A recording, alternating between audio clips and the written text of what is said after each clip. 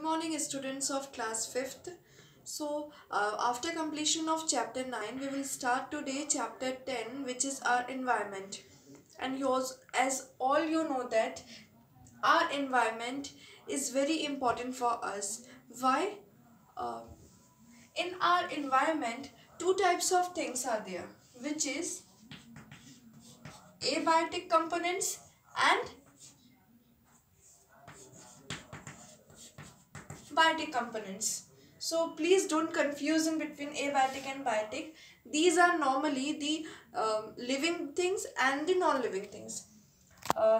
Let's discuss about abiotic and biotic components.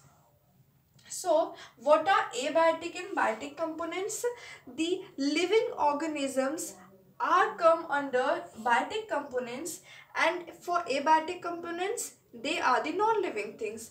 Biotic components हम किसे कहेंगे?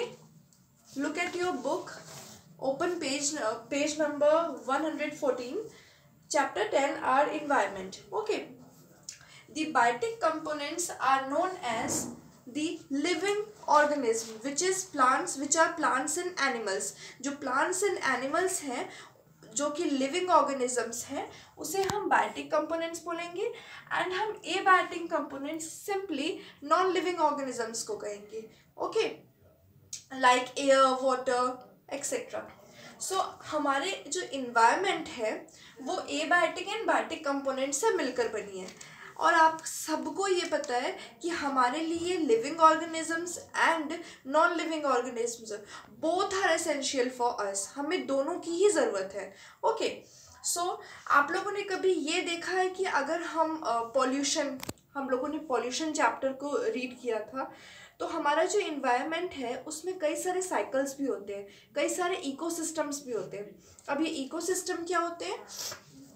सपोज आपकी एक मरीन लाइफ अलग होती है जो वाटर के अंदर होती है. हम लोगों ने प्लांट्स के बारे में पढ़ा था कि जो एक्वेटिक एनिमल्स हैं वो अलग है, एक्वेटिक प्लांट्स अलग होते हैं, then terrestrial plants, terrestrial animals, they are different. So सबकी अपनी अलग अलग स्पेसेस होती है. जो आपकी मरीन लाइफ होती है, एक्वेटिक लाइफ होती है, वो अलग होती है, तो वो अपना एक अलग इकोसिस्टम हो गया.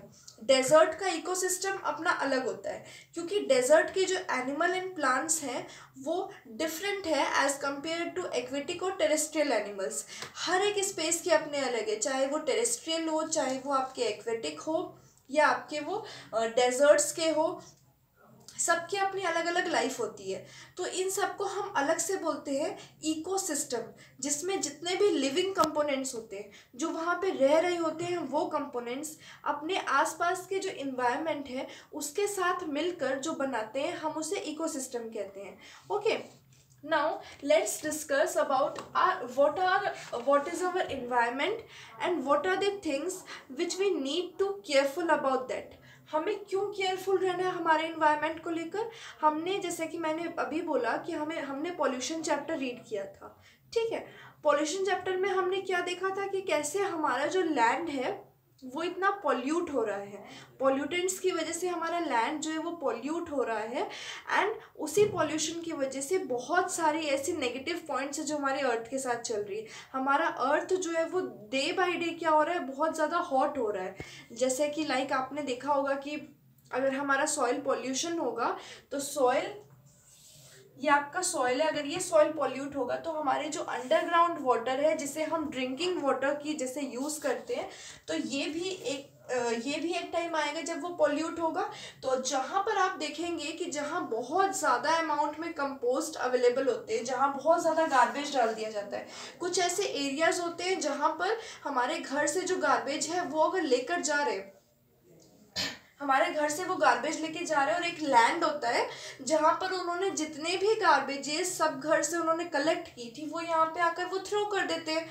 अब यहाँ पर तो गार्बेज आ गया, बट आप ये सोचिए कि यहाँ गार्बेज कितने डेज तक रहेगा, कितनी बैड स्मेल आएगी यहाँ से, कितने गैसेस यहाँ से निकलेंगे, एंड आपके ये अगर सॉइल पॉल्यूट होगा तो इसके नीचे जो आपके अंडरग्राउंड वाटर अवेलेबल है वो भी तो पॉल्यूट होंगे, एंड वो हमारे लिए कितना हार्मफुल होगा. सो आप ये बोल सकते हैं कि सॉइल पॉल्यूशन के साथ में आपकी वाटर पॉल्यूशन भी हो रहा है. तो ठीक है, अब हमने ये देखा, अब हम बात करते हैं कि हम अपने इन्वायरमेंट को कैसे प्रोटेक्ट कर सकते हैं। ओके, सो जैसा कि हमने देखा कि लैंड जो है वो हमारा पॉल्यूट क्यों होता है, सॉइल पॉल्यूशन क्यों होता है। आपने देखा होगा कि डे बाय डे हमारी जो इंडिया की पॉपुलेशन है वो पूरे वर्ल्ड की पॉपुलेशन के साथ ऐसा हो रहा है, बट हम स्पेशली बात करेंगे, we will specially talk about our India. India की जो पॉपुलेशन है वो डे बाय डे बढ़ती जा रही है। इंडिया में जो लोग रहते हैं वो डे बाय डे बढ़ रहे हैं, एंड उनकी वजह से हमें क्या होती है कि अगर इंक्रीज़ हो रही है, लोग जो रह रहे हैं अगर वो इंक्रीज़ हो रहे हैं, तो लोगों की कुछ नीड्स भी होती हैं, बेसिक नीड्स होती हैं। लाइक आप लोगों को जो ह्यूमन है उनको एम्प्लॉयमेंट चाहिए रहेगा, कोई ना कोई जॉब चाहिए रहेगी। तो उसमें क्या होता है कि अगर हम रह रहे हैं तो हमें रहने के लिए घर भी चाहिए, घर अगर हमें चाहिए तो उसके लिए हमें लैंड चाहिए, और अगर हमें लैंड चाहिए तो हम धीरे धीरे क्या कर रहे हैं, डिफॉरेस्टेशन की तरफ जा रहे हैं, ट्रीज़ को हम कट कर रहे हैं। हम ट्रीज़ को कट क्यों कर रहे हैं, क्योंकि हमें लैंड चाहिए, हमें लैंड चाहिए रहने के लिए। आपने देखा होगा कि सपोज अगर क्लास में, आपके क्लास 5th क्लास में अगर स्टूडेंट्स बढ़ गए, इंक्रीज हो रहे हैं, तो उतना ही बड़ा आपको क्लास भी चाहिए बैठने के लिए, उतने ही आपको चेयर टेबल्स भी चाहिए, और उतनी ही ज़्यादा आपको और भी मटेरियल्स चाहिए स्कूल में अवेलेबल कराना पड़ेगा कि हाँ भाई हाँ, कुछ न्यू एडमिशन्स हुए हैं 10 to 15 स्टूडेंट्स के, तो हमें 5th क्लास को और बड़ी करनी पड़ेगी। ऐसा होगा। तो वैसे ही हमारे इंडिया में हो रहा है कि जो लोग हैं वो बढ़ते जा रहे हैं। अब लोगों के लिए हमें ज़मीन भी चाहिए, ज़मीन चाहिए तो हम ट्रीज़ को कट कर रहे हैं, लैंड को और ज़्यादा पॉल्यूट कर रहे हैं। अब जितने ज़्यादा लोग रहेंगे उतनी ही ज़्यादा वेस्ट भी तो होगा। कैसे वेस्ट मटेरियल्स आएंगे, हर एक घर के अपने अपने वेस्ट मटेरियल्स निकलते हैं। आप लोगों को डस्टबिन्स प्रोवाइड की गई है, डस्टबिन प्रोवाइड की गई है, एक को हम बोलते हैं ग्रीन बीन्स एंड एक होता है ब्लू बीन्स, ठीक है। लिक्विड एंड सॉलिड गार्बेज के लिए अलग अलग दी गई है। तो वो जो आपका वेस्ट मटेरियल जब आपके घर से वो लेके जाते हैं तो वो कहाँ पे जाके थ्रो करते हैं, क्योंकि हमें तो नीड है, जैसे ही लोग बढ़ रहे हैं तो हमारी नीड्स बढ़ रही है। कहीं पर किसी को इंडस्ट्री लगाना है लोगों की नीड्स की वजह से, तो कहीं किसी को घर चाहिए। उस वजह से क्या हो रहा है कि आप लोगों के जो यूज़ की वजह से, नीड की वजह से हम डिफॉरेस्टेशन भी कर रहे हैं और साथ में सॉइल भी पॉल्यूट कर रहे हैं। अब सॉइल कैसे पॉल्यूट कर रहे हैं, आप लोगों के घर से जब गार्बेज लेकर जाती है व्हीकल, तो वो उस गार्बेज को कहाँ पे थ्रो करती है, वो कहाँ पे डालती है। हम इस बारे में अब डिस्कस करते हैं कि आखिर वो उस गार्बेज का करते हैं क्या है, क्या वो रीयूज़ करते हैं उस चीज़ को, या वो इसी तरह से हमारे सॉइल को पॉल्यूट करता है, जैसे मैंने अभी आप लोगों को बताया। सो जो फर्स्ट मेथड हम यूज़ करते हैं वेस्ट डिस्पोजल के लिए, वो हम ये करते हैं कि the first method is landfill. Landfill में हम क्या करते हैं, नॉर्मली आप लोगों ने देखा होगा, अगर आप लोग रायपुर की साइड जाते हैं तो बीच में जो बहुत बड़ी ग्राउंड आती है, वहाँ पे आपने देखा होगा कि एक लैंड के ऊपर में बहुत सारे जो गार्बेज है वो आप लोगों ने वहाँ देखी होंगी। उसी साइट को बोला जाता है लैंडफिल। लैंड के ऊपर जब गार्बेज पूरी तरीके से फिल होते हैं तो हम उसे कहते हैं लैंडफिल एरिया या लैंडफिल साइट। अब मैंने आप लोगों को अभी एक्सप्लेन किया था कि इसके क्या क्या साइड इफ़ेक्ट्स हो सकते हैं। खैर वैसे तो आप अगर ट्रीटमेंट नहीं करेंगे इस डिस्पोजल का, इस गार्बेज का अगर आप कोई ट्रीटमेंट नहीं कर रहे हैं और बस जाकर आप उस ग्राउंड के ऊपर में उसे थ्रो कर दे रहे हैं, तो उससे क्या होगा, क्या क्या इफ़ेक्ट्स होंगे वो हम अब देखेंगे। जो आपका फर्स्ट इफेक्ट होगा इससे, वो ये होगा कि इसको अगर ये यहाँ रहेगा तो सबसे पहले तो आपके सॉइल जो है वो पॉल्यूट होगी, क्योंकि इसमें डिफरेंट टाइप्स के आपके वेस्ट अवेलेबल हैं। बहुत ही बैड स्मेल आएगी। आप लोगों को पता है, आप लोग जब वहाँ से जाते हैं तो आप लोगों को स्मेल भी आती होगी। वो किस चीज़ की स्मेल होती है, वो होती है आपकी मीथेन गैस की स्मेल।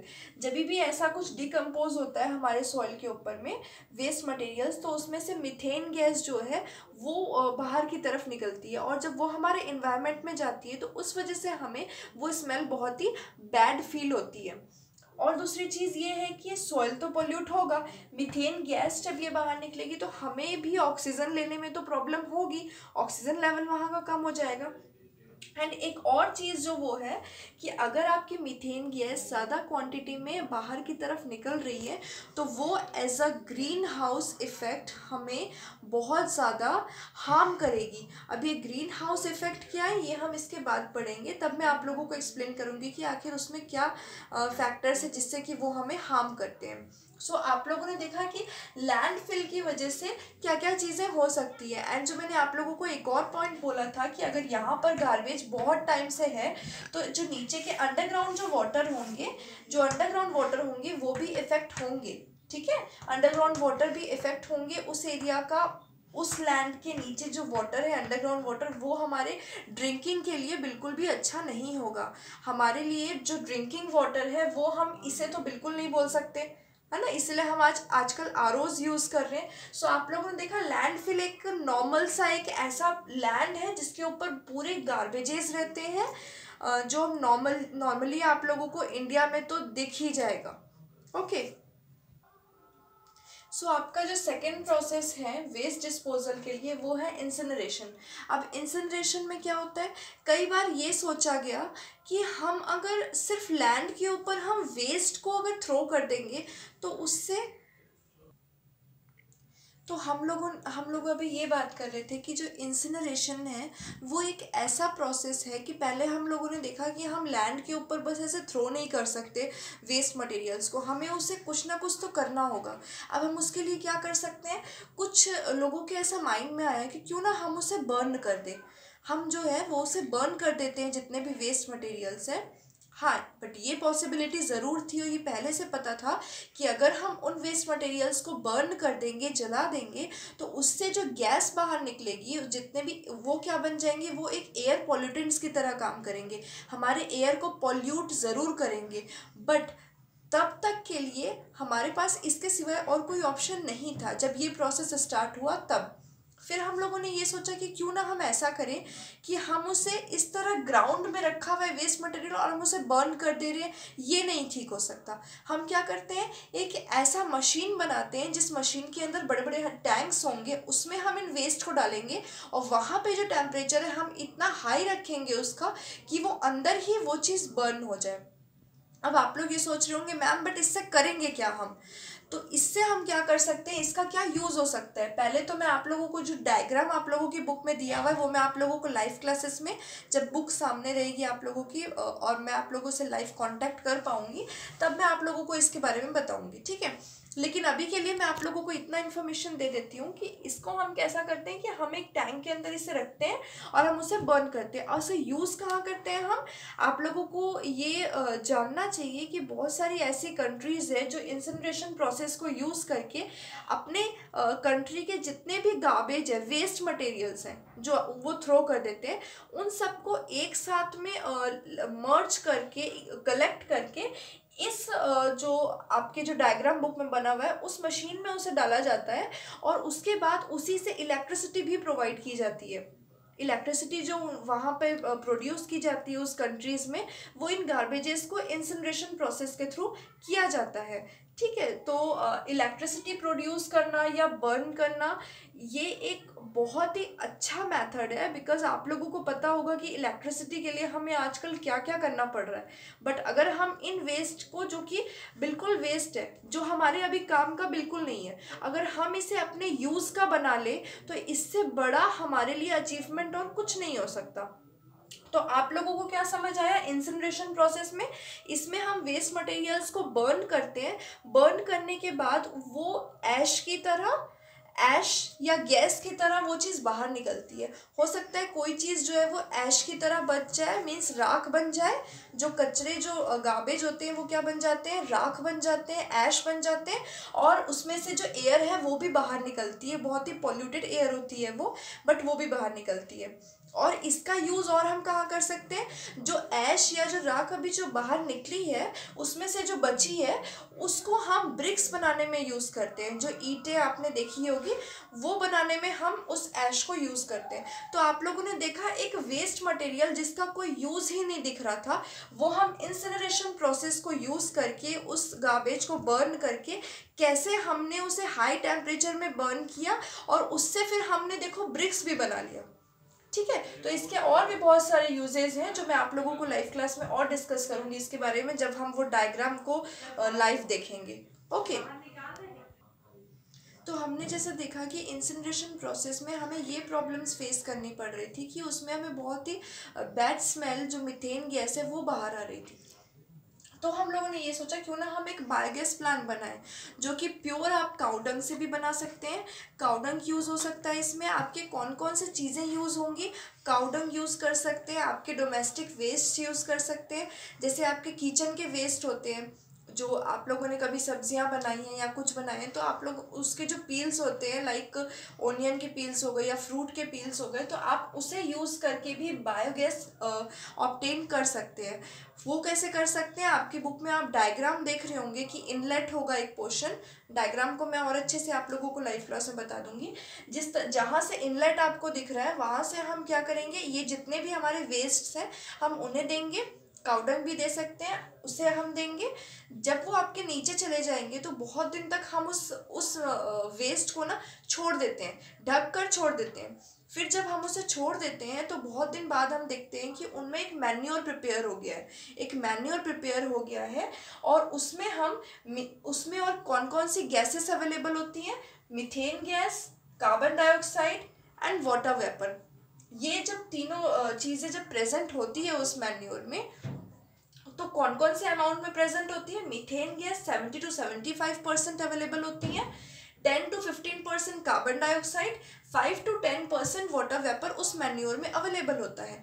अब उस मैन्योर का हम क्या कर सकते हैं, सबसे पहली चीज़ तो जो चीज़ बच गई है वहाँ हम लोगों ने वहाँ पे जैसे गार्बेज को डाला, उस गार्बेज को वहाँ डालने के बाद में वहाँ पे वो कुछ डेज तक हमने उसे छोड़ा। छोड़ने के बाद में हमने क्या किया, उसमें जो गैस प्रिपेयर हुई थी वो गैस तो खैर आपकी बाहर चली जाएगी, बट जो चीज़ वहाँ बच जाती है, जो मैन्योर बच जाता है, आप उसको यूज़ कर सकते हैं कुकिंग में भी। आप उसे कहाँ यूज़ कर सकते हैं, कुकिंग में, लाइटिंग में यूज़ कर सकते हैं। जैसा कि हमने बताया था कि इंसिनरेशन प्रोसेस में भी जो बचता है हम उसे लाइटिंग में यूज़ कर सकते हैं, और इसे भी हम लाइटिंग में एंड कुकिंग में यूज़ कर सकते हैं बिकॉज ऑफ दीज 3 गैसेस। ये 3 गैसेस की वजह से हम उसे कुकिंग में भी यूज़ कर सकते हैं। ठीक है, तो आप लोगों ने देखा कि कैसे जो वेस्ट्स होते हैं, काउडंग्स होते हैं, उसे भी हम एक्चुअल में कन्वर्ट कर सकते हैं अपनी यूटिलिटी के पर्पज से। हमें जैसे नीड है हम उसके अकॉर्डिंग उसे कन्वर्ट कर सकते हैं। ओके, सो ऐसे वेस्ट जो कि आपके प्लांट्स एंड एनिमल्स से हमें वेस्ट मिलते हैं, उसको हम क्या करते हैं, उस प्रोसेस को हम कंपोजिटिंग बोलते हैं। कंपोस्टिंग के लिए हम क्या करेंगे, सपोज आपके पास प्लांट्स एंड एनिमल्स हैं, उनसे भी कुछ वेस्ट आपको मिल रहे हैं, वो वेस्ट जब आपके सॉइल के साथ में, ये आपका सॉइल है, लैंड है यहाँ पे, ये सॉइल है, जब सन की प्रेजेंस में सनलाइट यहाँ आई, प्लांट्स एंड एनिमल्स से सपोज आपको इतना वेस्ट मिला है, यही waste due to the presence of heat mixes with this soil, इस सॉइल के साथ क्या होगी, वो मिक्स हो जाएगी, वो जो वेस्ट है वो, एंड जो ऑर्गेनिक वेस्ट है जब वो इनके साथ में मिक्स हो जाएगी due to this heat of the sun, तब हम उसे कंपोस्टिंग प्रोसेस बोलेंगे। ये एक ऐसा नेचुरल फेनोमेना है जिसमें कि आपको सबसे ज़्यादा प्योर फॉर्म मिलेगा। आप लोगों ने देखा होगा, जैसे हमने इंसिनरेशन में हीट किया, देन आप बायोगैस में देखे होंगे हमने उसे एक इस तरीके का प्लांट बना के उस गार्बेज को हमने अंदर रखा फॉर फ्यू डेज, कुछ डेज के लिए। बट आपका ये जो प्रोसेस है ये इतना नेचुरल प्रोसेस है कि ये जो होता है वो अपने आप होता है, इसके साथ मिक्स होकर ये अपने आप क्या बना देता है, यहाँ पे मैन्योर बना देता है। और आप लोगों को ये जान के अच्छा लगेगा कि हम इसी चीज़ को, जो ये सॉइल के साथ मिक्स हो जाती है, ये सॉइल की फर्टिलिटी को डेवलप करने में भी बहुत हेल्प करती है। आप लोगों ने सुना होगा खाद, जो हम नॉर्मल लैंग्वेज में खाद बोलते हैं, जो हमारे एग्रीकल्चर में यूज़ होता है, तो वो किससे बना होता है, वो इसी से बना होता है। ठीक है, वो सॉइल के साथ में मिक्स होकर सॉइल की फर्टिलिटी और ज़्यादा डेवलप कर देती है, जिससे कि प्लांट्स यहाँ पे और ज़्यादा ग्रो हो सकते हैं। आप लोगों ने ह्यूमस के बारे में पढ़ा होगा, तो जो ह्यूमस डेवलप होता है वो इसी की वजह से होता है। ओके, तो आप लोगों ने देखा डिफरेंट टाइप ऑफ प्रोसेसेस कि इंडिया में ऐसे कौन कौन से प्रोसेसेस यूज़ किए जाते हैं जिससे कि हम वेस्ट मटेरियल्स को या तो यूज़ कर लें, या तो ऐसा हम बर्न करके यूज़ करें, या हम उसे सिर्फ लैंड में छोड़ दें और लैंड जिससे पॉल्यूट हो जा रहा है ओके तो आप लोगों को इस प्रोसेसेस में अगर कुछ भी डाउट है तो हम उसको लाइव क्लास में डिस्कस करेंगे। एंड इसके बाद का जो आपका टॉपिक है 3 Rs means reuse, recycle, page number 117, reduce, reuse and recycle, 3 type के आपके आर्ट्स गिवन है। ये आप लोगों ने लास्ट ईयर क्लास 4th में पढ़ा है, मैंने आप लोगों को पढ़ाया है। तो हम इसको डिस्कस करेंगे लाइव क्लास में कि ये जो 3 टाइप के आर्ट्स हैं वो कैसे होते हैं, क्या होते हैं, आप उसे अपने डेली लाइफ में कहाँ देख सकते हैं। तो so this is it for this class. So now we will discuss these any doubts of yours and the exercise portion and the 3 Rs in our live class.